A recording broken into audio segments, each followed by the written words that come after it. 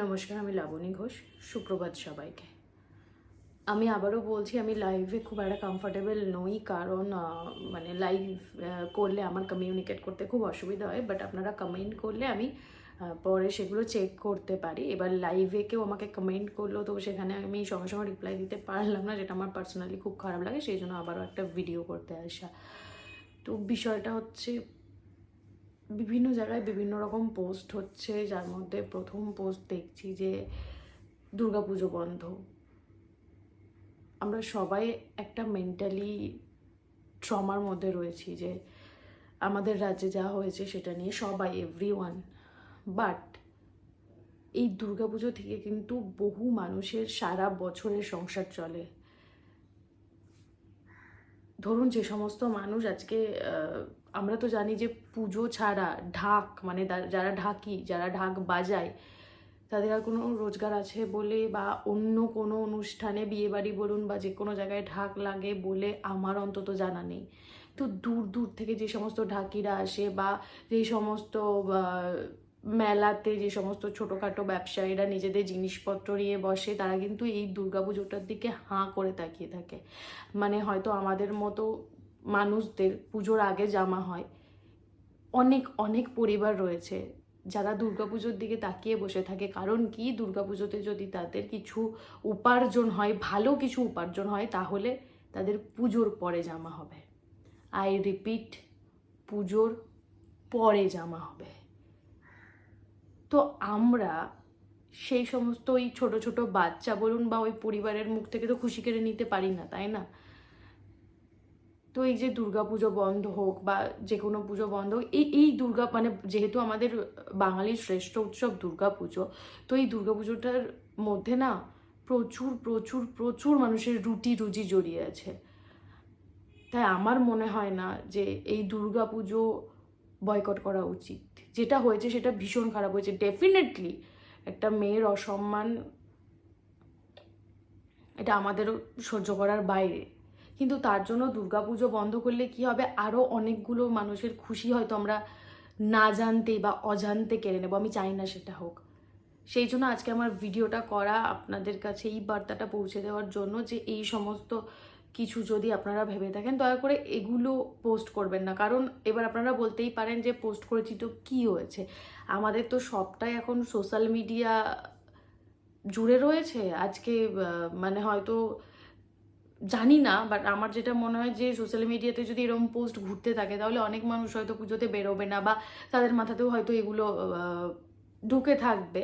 তো বা কোনো কোনো জায়গায় হয়তো পুজো বন্ধও হয়ে যেতে পারে, আমার ঠিক জানা নেই। তো আমার এটাই মনে হয় যে তার জন্য বহু বহু বহু পরিবারের কিন্তু অসম্ভব ক্ষতি হয়ে যেতে পারে। তো আমার পার্সোনালি মনে হয় এই সমস্ত জিনিস করার প্রয়োজন নেই। আমার মনে হয় যে আমরা অজান্তে বা জেনে শুনে কোনো পরিবার বা কোনো মানুষের থেকে খুশি কেড়ে নিতে পারি না। আমাদের সেই অধিকার নেই। অধিকারের থেকেও বড় কথা, একবার ভেবে দেখলে হয়তো আমরা নিজেরাই চাইবো না বা চাই না, রাদার বলা বেটার। এটা গেল 1 নাম্বার। 2 নাম্বার, রিসেন্ট আমি গত পরশু দিন থেকে দেখে আমার ভীষণ খারাপ লাগছে যে যিনি চলে গেছেন, আমাদের তিলোত্তমা, ওনার ছবিকে এআই এর মাধ্যমে এডিট করে বিভিন্ন ফটোতে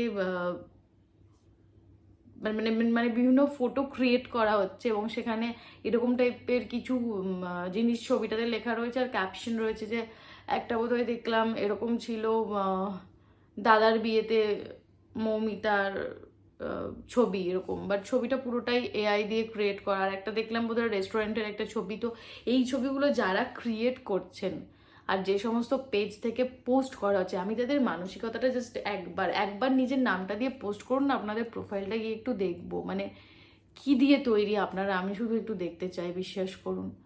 মানে কীরকম নিম্ন রুচির মানসিকতা থাকলে মানুষ এগুলো করতে পারে।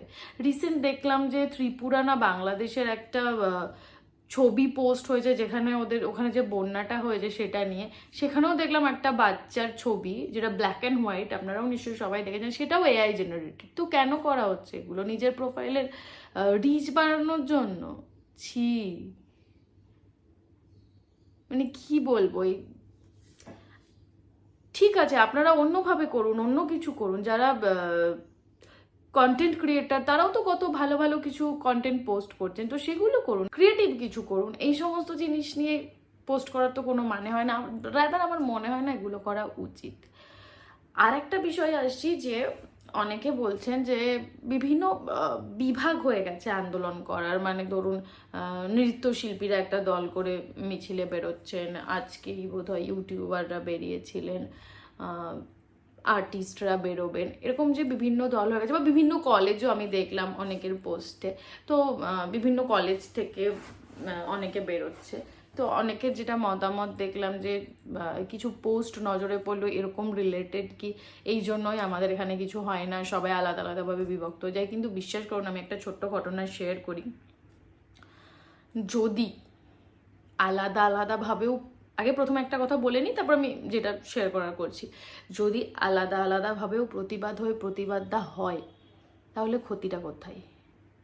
সমস্যাটা তো এরকম বিষয় নয় যে আলাদা আলাদাভাবে প্রতিবাদ হচ্ছে, সবাই সবাই প্রতিবাদ করছে। সমস্যাটা এখানে যে কেউ যদি প্রতিবাদে না নামে বা প্রতিবাদ করতে না নামে, সমস্যাটা সেখানে। কেউ যদি আলাদা আলাদাভাবে প্রতিবাদ করেন, আমার মনে হয় না সেখানে সমস্যা থাকার কথা। হ্যাঁ, এখনও কিছু মানুষ রয়েছেন যারা ঘরে ঘরে বসে রয়েছেন, তারা এটাই ভাবছেন যে আমার কারোর তো কিছু হয়নি, ও তো কে, ও তো আমার বন্ধু, আমার মেয়ে, আমার রক্তের সম্পর্কের কেউ নয়, বা আমার বন্ধু বান্ধবী কেউ নয়, তা আমি কেন যেতে যাব। সমস্যাটা তাদের, মানে এরকম মানসিকতা এখনও মাথার মধ্যে যারা পুষে রেখেছে, সমস্যাটা তাদের নিয়ে। কিন্তু কেউ যদি নিজের আলাদা বিভাগে বেরিয়ে প্রতিবাদ মিছিলে সামিল হয় বা প্রতিবাদ মিছিল করতে চায়, আমার মনে হয় না সেটা কোনো সমস্যার। আমি একটা ছোট্ট ঘটনা শেয়ার করি। আমি বেশ কয়েকটি মিছিলে গেছিলাম, তো সেখানেও না, মানে আমি কল করে গেছিলাম যে আমার চেনা জানা কেউ আছে, বাট মিছিলগুলো যখন অনেক বড় হয়ে যায় তখন, মানে আমি হয়তো তখন সবে মিছিলে ঢুকেছি এবং আমার চেনা জানা কেউ হয়তো অনেক সামনে রয়েছে, তো সেখানে পৌঁছতে অনেকটা সময় লেগে গেছে। কখনো কখনো আবার কখনো কখনো আমি পৌঁছতেও পারিনি, তাদের সাথে দেখা করতেও পারিনি। এবার আমাদের না মানুষের একটা ব্যাপার আছে, আমরা আমাদের নিজেদের পরিচিত মানুষের সার্কেলে খুব সেফ ফিল করি। আমি জানি না এটা ছেলেদের আছে কিনা, বাট মেয়েদের তো আছে, আমার তো আছে। মানে আমরা নিজেদের পরিচিত সার্কেলে খুব সেফ ফিল করি। তো সেখানে আজকে যদি আমি আমার পরিচিত গ্রুপের সাথে, মানে মনে করুন একজন নৃত্যশিল্পী সমস্ত নৃত্যশিল্পীদের গ্রুপের সাথে বেরোচ্ছে, তো কারণ সে সেখানে সেফ ফিল করছে। কিন্তু ঠিক আছে, আমি যদি একটা অচেনা মিছিলের মধ্যে ঢুকে যাই, আমি প্রতিবাদ করব ঠিক আছে, কিন্তু একটা মেয়ে হয়ে বলছি, আমারও কিন্তু একটু হলেও আনসেফ মনে হবে। কারণ আমি কিন্তু 100% কনফার্মেশন দিয়ে বলতে পারি না যে ওখানে উপস্থিত প্রত্যেকটা পুরুষ ভদ্র। এটা আমি আমার পার্সোনাল এক্সপিরিয়েন্স থেকেই বললাম কথাটা। আমার নিজের চোখে দেখা, ওখানে বহু পুরুষ বা বহু ছেলে রয়েছেন যারা নিজেদের সুযোগ খুঁজতেই গেছেন। আপনারা আরও যারা আমার মতো মিছিলে সামিল হয়েছেন, আমার মনে হয় তারা আমার সাথে একমত হবেন যে ওখানে যে সবাই প্রোটেস্ট করতে যাচ্ছেন তা কিন্তু নয়। অনেকে কেউ সিম্পলি পাতি বাংলা কথায় বলতে গেলে কেউ মেয়ে দেখতে যাচ্ছে, আর বাকি নানান জনের নানান উদ্দেশ্য রয়েছে, কেউ মদ খেয়ে মিছিলে নেমে গেছে। তো এরম কিন্তু অনেক কিছু আমরা মেয়েরা ফেস করছি। তো সেই জন্য আমার মনে হয় কেউ যদি কারোর পার্সোনাল গ্রুপের মধ্যে বেরোই, আজকে যদি আমি আমাদের গ্রুপ মানে আর্টিস্টদের গ্রুপে বেরোই বা আমাদের টোটাল যে ইন্ডাস্ট্রি গ্রুপে বেরোই, আমি যতটা সেফ ফিল করব তার থেকে কিন্তু আমি একটা পুরো মিছিলে গিয়ে সেফ ফিল করবো না, রাদার করিনি বলা বেটার, তাই নয় কি? তো সেখানে যদি সবাই নিজেদের নিজেদের আলাদা বিভাগে মিছিলে বেরোয়, সেখানে আমার মনে হয় না কোনো সমস্যা থাকার কথা। মানুষ বেরোচ্ছে, মানুষ প্রতিবাদ করছে, এত বড় প্রতিবাদ আমার লাইফে আমি কোনোদিন দেখিনি। তো এটা ডেফিনেটলি অ্যাপ্রিসিয়েট করা উচিত যে হ্যাঁ, মানুষ প্রতিবাদ করছে। এর আগেও যে এরকম ঘটনা ঘটেনি, খুবই দুঃখজনকভাবে বলতে হচ্ছে তা নয়, তবে এই প্রতিবাদ, এরকম লেভেলের প্রতিবাদ আমি অন্তত দেখিনি। তো সেখানে যে মানুষ বেরিয়ে প্রতিবাদ করছে এটাই অনেক। কেউ যদি আজকে যদি কেউ শুধুমাত্র নিজের পরিবার নিয়ে বেরিয়েই মিছিল করে, আমার মনে হয় না তাতেও কোনো ভুল আছে। কারণ সত্যি কথা বলতে পরিস্থিতি যা খারাপ, তাতে যদি কেউ নিজের সেফটি মেনটেন করে মিছিলে বেরোয়, আমি সেটাকে অ্যাপ্রিসিয়েট করি। কারণ যাদবপুরে যেদিন মিছিল হয়েছিল 14 অগস্ট, সেদিন আমি যাদবপুরে ছিলাম, এবং তারপরের দিন 15 অগস্ট আমার একটা কাজ ছিল ভিক্টোরিয়াতে, যেটার পোস্ট আমি অলরেডি লিখে করেছিলাম। তো সেখানে দুপুরে আমি পৌঁছাই মোটামুটি 3টের দিকে। তো আমি পৌঁছাই নন্দনের দিকের গেটটাতে। আমার একটু মিসকমিউনিকেশন হয়ে গেছিলো আমার টিমের সাথে। তো আমি ভেবেছিলাম ওরা নন্দনের দিকের গেটটাতে রয়েছে, বাট ওরা ছিল ময়দানের দিকের গেটটাতে। তো আমি নন্দনের দিকের গেটটাতে নেমে ওদেরকে কল করছিলাম যে কোথায় অ্যান্ড অল। তো বুঝতে পারছিলাম না, আর ওরাও বুঝতে পারছিল না, কারণ ওরা কলকাতার নয়, ওরা বাইরে থেকে এসেছিল। তো এবার আমার কনভারসেশন থেকে বোঝা যাচ্ছিল কি যে আমি কাউকে খুঁজছি। তো একটা ছেলে ওখানে, একটা গ্রুপ থেকে একটা ছেলে এগিয়ে এসে আমাকে কোয়েশ্চেন করে যে কাকে লাগবে তোমার, কাকে খুঁজছো তুমি। আমি না অবাক, এবং আমি একটু রিয়্যাক্ট করে রিপ্লাই দিই যে তোমাকে না। তো তারপর ছেলেটা আমাকে কিছু কোয়েশ্চেন করেনি, আবার ওদের নিজেদের গ্রুপে ফিরে যায়। বাট নিজেদের গ্রুপের মধ্যে যে হাসাহাসিটা করছিল সেটাও কিন্তু আমার ভালো লাগেনি। মেয়েরা খুব তাড়াতাড়ি বুঝতে পারে তো কে তাকে কিভাবে দেখছে বা কে কি নিয়ে কথা বলছে। একটা খারাপ নজর একটা মেয়ে সব থেকে বেশি বুঝতে পারে। তারপর একটা ছোট ঘটনা শেয়ার করি। তারপর আমি ওদের সাথে কমিউনিকেট করে জানতে পারি যে ওরা ময়দানের দিকের গেটে রয়েছে।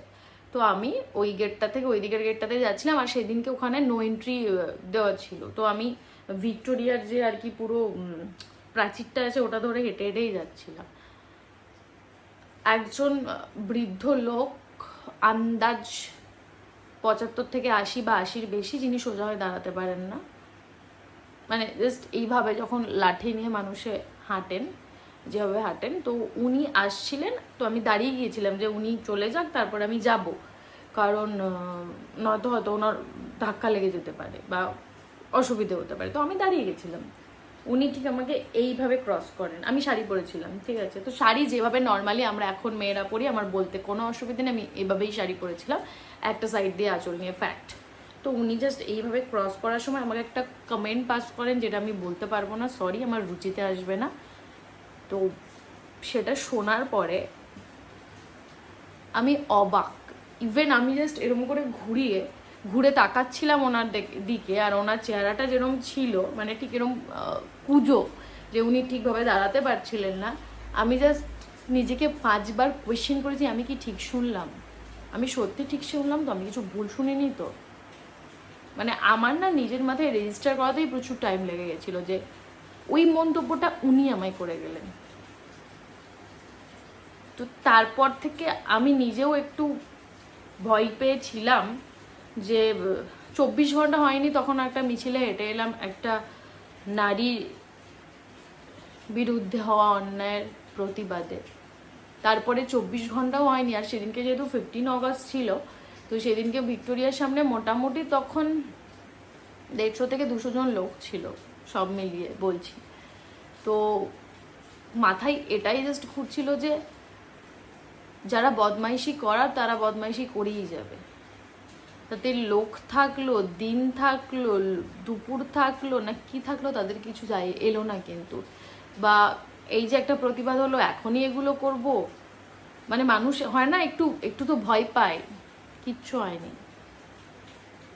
তো সেরমভাবে যদি আমার মতোই কোনো মেয়ে আজকে নিজেদের পরিচিত সার্কেলের মধ্যে বেরিয়ে প্রতিবাদ করতে চায়, বা প্রতিবাদ করতে স্বচ্ছন্দ বোধ করে, বা প্রতিবাদ করতে সেফ ফিল করে, তাহলে আমার মনে হয় না সেটা নিয়ে প্রশ্ন তোলার কোনো কারণ আছে, তাই নয় কি?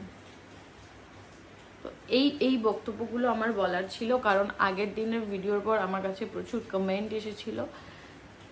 লাইভ করতেও বলা হয়েছে, বাট আমি লাইভে খুব একটা কমফোর্টেবল নই, আমি আবারও বলছি, আর আপনাদের কাছে তার জন্য ক্ষমা চেয়ে নিচ্ছি। তবু আমি চেষ্টা করব নিশ্চয়ই কোনো না কোনো দিন লাইভ করার। আর এই সংক্রান্ত বিষয় যদি আরও কিছু বলতে চান আমাকে কমেন্টে বলতে পারেন, আমি ডেফিনেটলি পড়ে নেব আর উত্তর দেওয়ারও চেষ্টা করব। ভালো থাকবেন, ও আর একটা কথা আমি বলতে ভুলে গেছি, সেটা হচ্ছে রিসেন্ট আর একটা পোস্ট দেখলাম যে আমাকে একজন পাঠিয়েছিলেন যে ওই মেয়েটার প্রেমিককে নিয়ে খুব কথা হচ্ছে, মানে উনি কেন কিছু বলছেন না। আমি যদি খুব ভুল না হয় যে ওনাদের 11 বছরের সম্পর্ক, হয়তো সামনেই বিয়ে ছিল, এরকমই কিছু একটা শুনেছিলাম। তো একজন মানুষের ভালোবাসার মানুষ আর নেই, আর না থাকার কারণ সমাজের কিছু মানুষরূপী নরপিশাচ। তো সেই মানুষটা এখন কি বলবে, তার মানসিক পরিস্থিতি কি আছে সেটা তো আমরা না দেখলেও আন্দাজ করতে পারছি। তো তাকে নিয়ে এইসব প্রশ্নগুলো করার কোনো মানে হয় না। ভালো থাকবেন।